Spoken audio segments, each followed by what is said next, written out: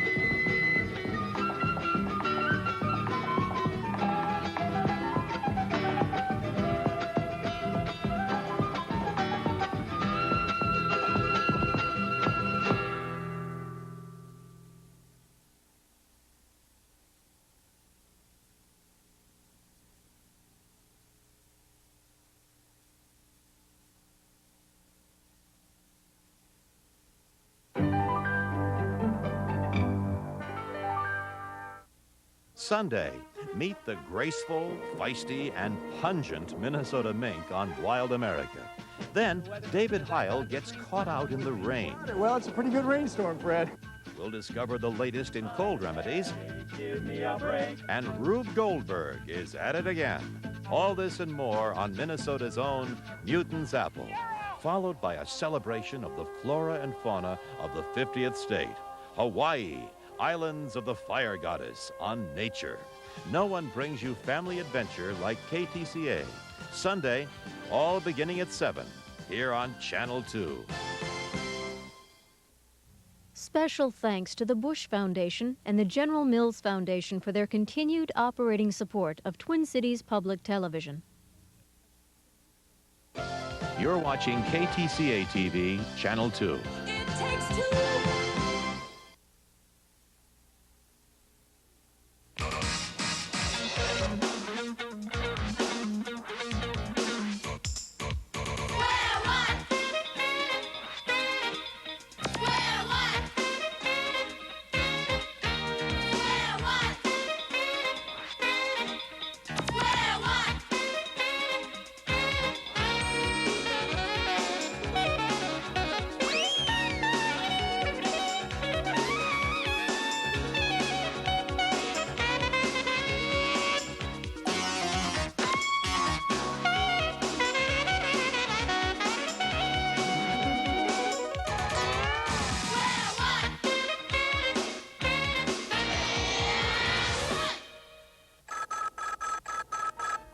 Hello, Dirk Niblick of the Math Brigade. Oh, hello, Mommy dearest. You say you're what? You're working on a new recipe for elephant surprise. I once surprised an elephant in my pajamas. How he got in my pajamas, I'll never know. Yes, I know it's an old joke, Mommy dearest, but they were old pajamas. But I'm sure you didn't call to talk about my night-nights. You have to add 1/3 of a cup of flour and 1/4 of a cup of baking soda, and you want to know which is larger, 1/3 or 1/4. What do you think, Mama? Yes, 4 is larger than 3, all right, but remember you're talking about fractions. Yes, that's right. If you cut one apple into 4 equal-sized pieces and another apple into 3 equal-sized pieces, which will give you the larger pieces? Yes, that's right, Mums. An apple cut in thirds has fewer pieces than an apple cut in fourths. So each piece will be larger. Therefore, 1/3 is larger than 1/4. You're absolutely right, Mommy dearest. Oh, gee, no, I'm sorry. I can't come for dinner to help eat the elephant surprise, but who is coming? Well, yes, I'm sure you and the University of Michigan Marching Band will have a swell time.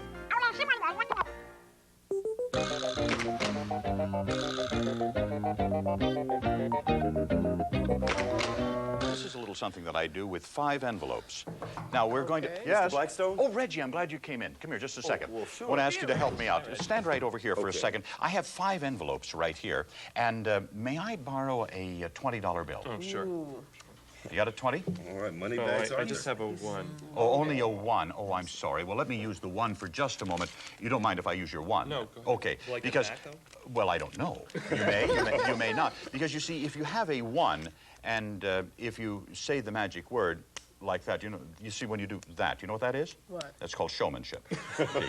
And then when you open it up, you find that, indeed, you have a $20 bill. I like this trick. Like this. Wow. Now, there's your $20 bill. Now, I want you to okay place by it me. inside of that envelope. You do it yourself.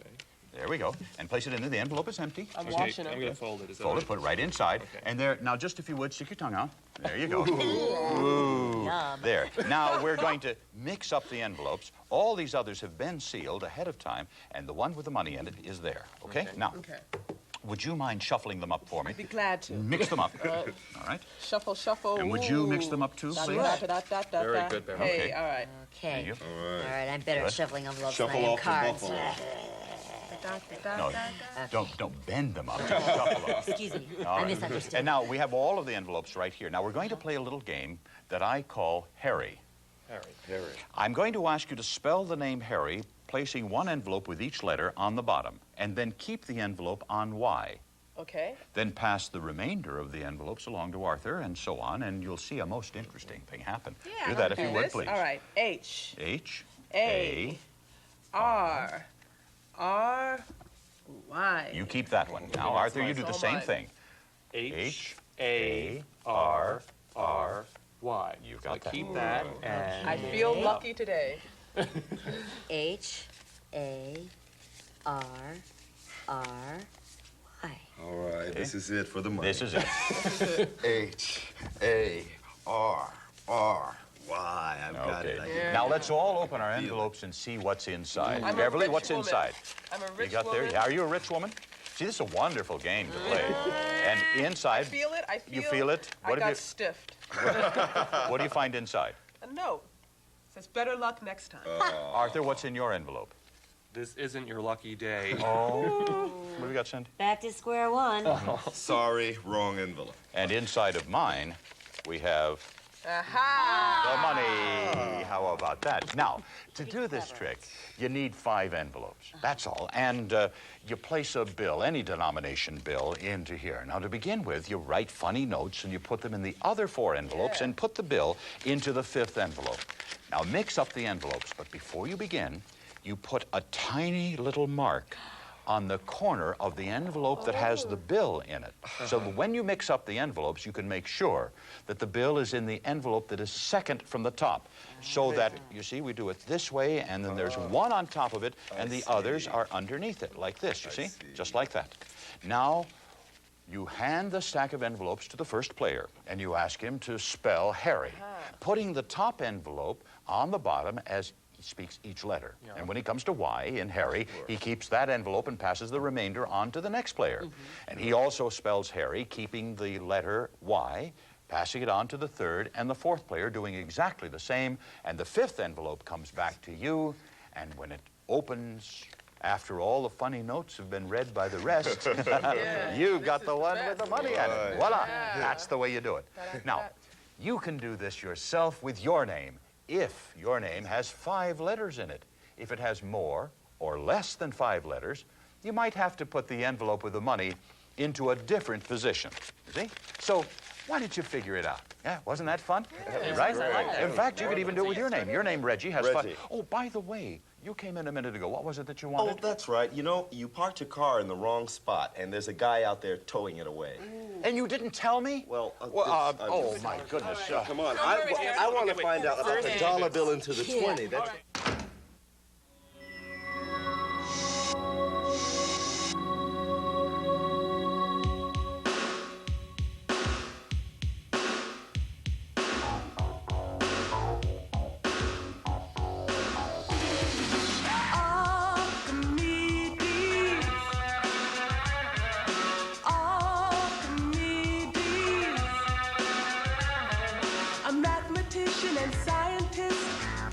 to age 7 BC. He lived in the city of Syracuse on the island of Sicily. He said he could move the world if he only had a place to stand. A fulcrum and a lever long and the strength of an average man. He solved the problems of his days using math in amazing ways. His great work lives on today. Archimedes. Archimedes. The Archimedean principle tells why things float up or sink down. He found it when he needed to prove the value of the king's gold crown. His pulley system lifted weights when the heavy loads got rough. His invention saved the day. There wasn't any job too tough. He solved the problems of his days using math in amazing ways. His great work lives on today. Archimedes. Archimedes. He watched the stars and planets move. He built the planetarium to illustrate the universe, the earth, the moon, and shining sun. With circles and with cylinders, he was busy calculating pi. This really was remarkable for a man who lived in early times. He solved the problems of his days using math in amazing ways. His great work lives on today. Archimedes. Yeah. Archimedes. How? Archimedes. Archimedes. Archimedes. Archimedes. Yeah. Archimedes. Archimedes.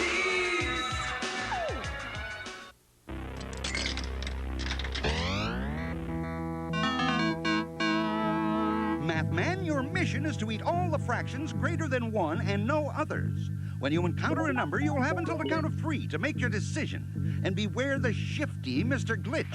He will eat you if you are wrong. Mathman. 3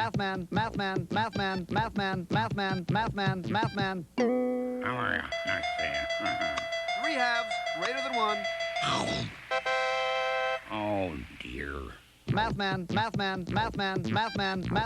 Fractions greater than 1. Mathman. 7 over 1 is 7. That's greater than 1. Rats. Mathman.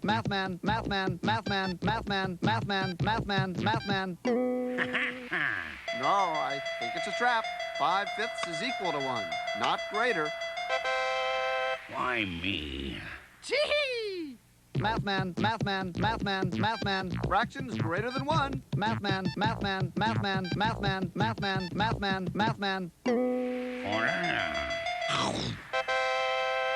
Well done, Mathman.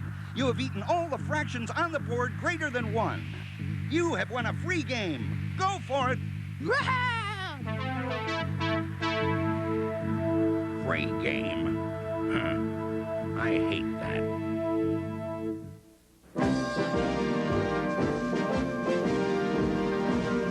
The story you are about to see is a fib, but it's short. The names are made up, but the problems are real.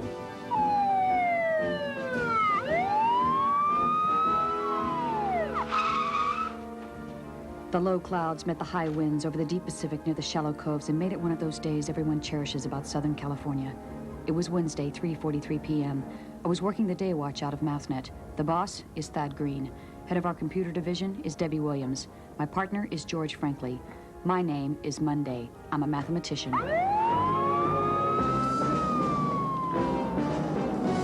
We have been working very hard trying to solve a problem that involved the disappearance of nearly 20,000 automobiles from the greater and near greater Los Angeles area over the past 2 months. We decided to look at a couple of earlier scenes to refresh our gray matter, our brains. Hi. I've done some checking on the official records reports. Looks like more people have seen cars being towed away and not turning up in an impound area. Just like my mom's car? Mm-hmm. Kate, Debbie, I hate to say it, but maybe we've got a rogue cop on our hands. Someone who is using his position as a trusted record driver to steal these cars. I had an idea. I talked with the chief, and he agreed to take all official records off the streets for 2 days. So if we see any, we'll know it's some phony record. George and I were driving our friend Lee So home when we saw a phony wrecker with a car in tow. At last, our luck had changed. Hit it, George.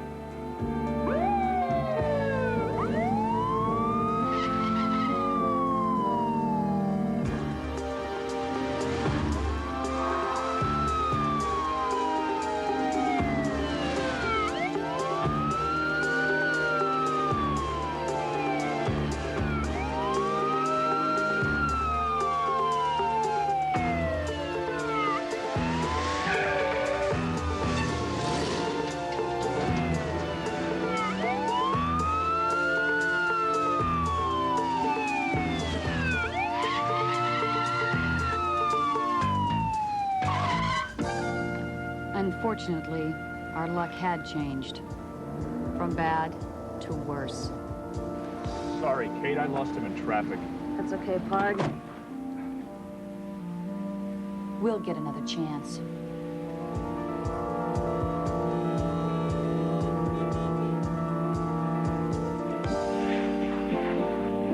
The white zone is for immediate loading and unloading of passengers only. No parking. Several of the stolen cars were limousines, big, heavy cars which had been stolen from the Los Angeles airport. We decided to check it out. Got an explanation for that, sir? Well, these drivers usually have someone important to pick up, so they park here in these no parking zones while they go inside to meet their passenger. How long are they inside? I don't know exactly. Varies from 10 to 45 minutes, I guess. Depends on whether the flight's on time or not. Most of them aren't. Did you notice if any were towed away yesterday? Yeah, as a matter of fact, quite a number of them. I'd say at least 6. And the official records were out of service then. Ma'am? Come on, George. The white zone is for immediate loading and unloading of passengers only. No parking. La zona blanca es únicamente para el inmediato abordaje y desembarque de pasajeros, no para estacionar. We decided to lay a trap. We rented a car from a car service, and George hid in the back seat. Steve and Sam staked out the car. If it was towed away, they would follow it, and we'd have our thief. As a safety backup, George was equipped with an electronic homing device.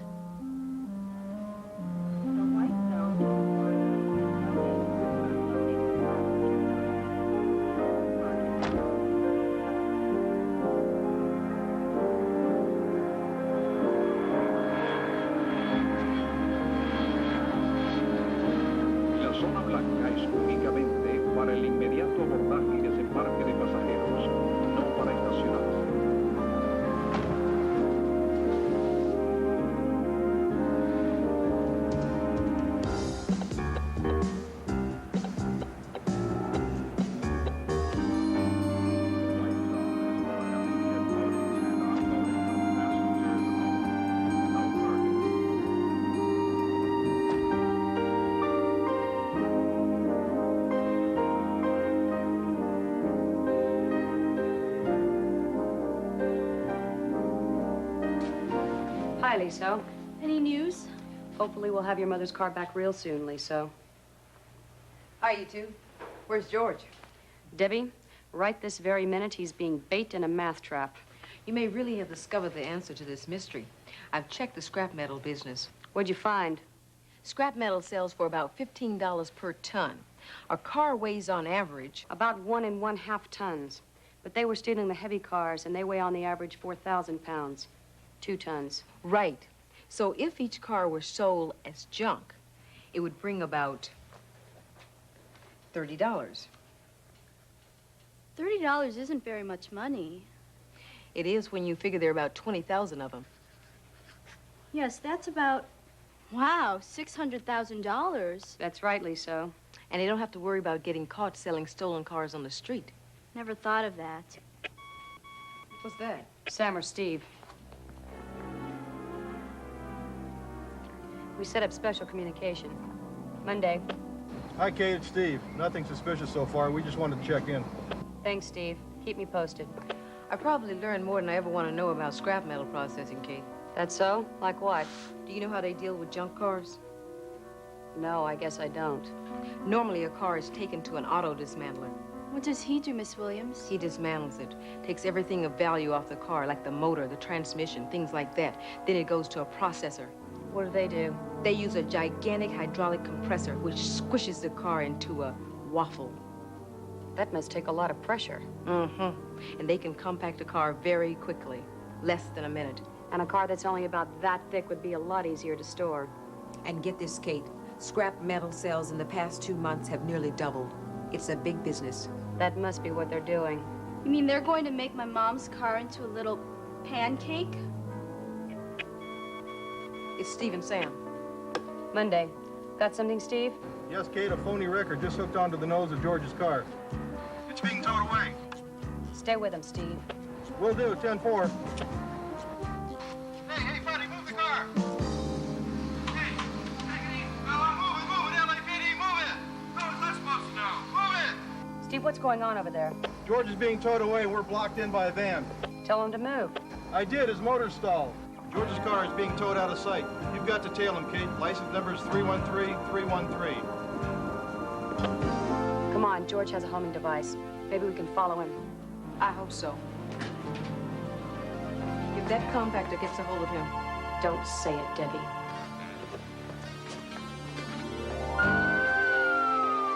We knew what we knew and what we didn't know. George was in a car that was marked for compacting. We knew that. Where the compactor was located, we didn't know. We had to drive hard. Have you got George's homing signal, Kate? I'm looking. His device is set on frequency 84.56. That's George. 84.56. The closer we get, the louder the signal will get.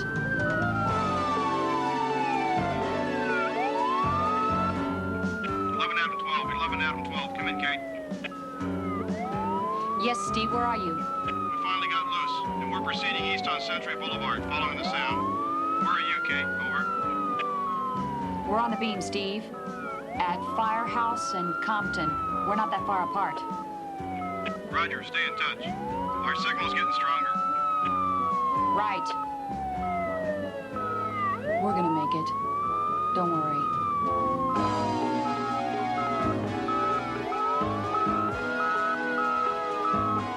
Kate, the sound is getting louder. Step on it. LA traffic was heavy, and I was having trouble staying with the signal.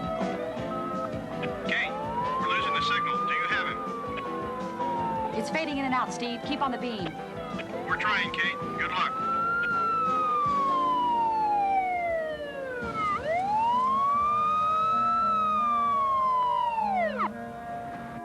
Debbie, it's faded. George's batteries are dead. Miss Monday, look, there it goes!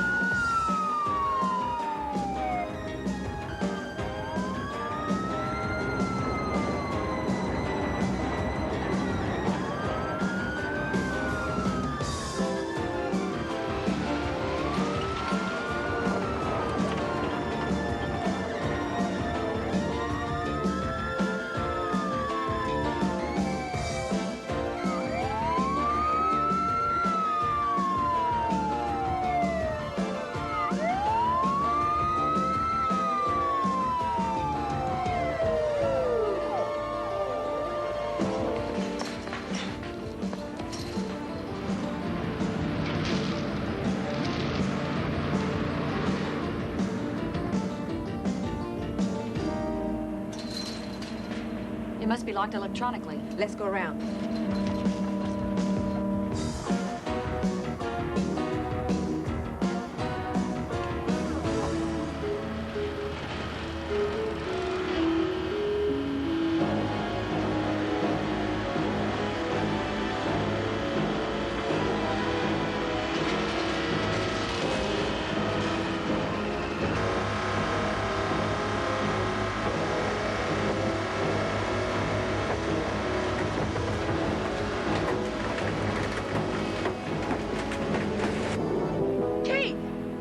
I know. Hurry.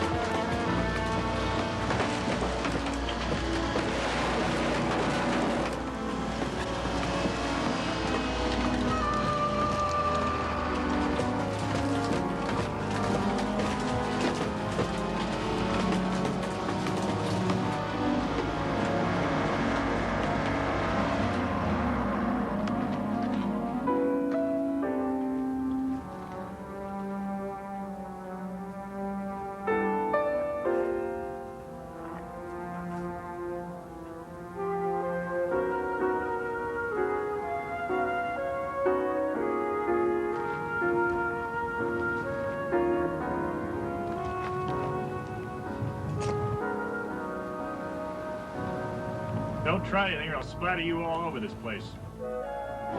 Take them away, boys. George! George, you're all right? Never felt better, Kate. Sure I am. George, we were worried. We thought you might have been in the car. In the car? Are you kidding? I could have been all messed up. No. I rolled out of the car as soon as I figured out what they're going to do. Take him in, Sam. Nice work, Steve. I thought we'd lost you that time, George. No way, Steve. Glad you're okay, George. Remember, you owe me $10. You'll get it. You'll get it. Look. What? It's my mom's car.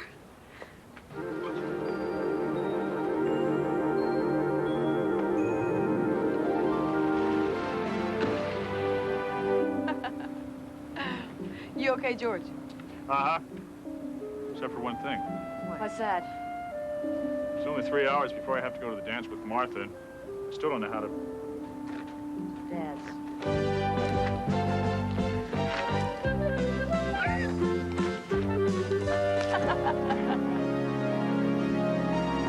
The head of the car theft ring, Henry Edsel III, was tried and convicted of 20,000 counts of 487.3 PC car theft gross. He was sentenced to an appropriate number of years away from society and the automobile aftermarket.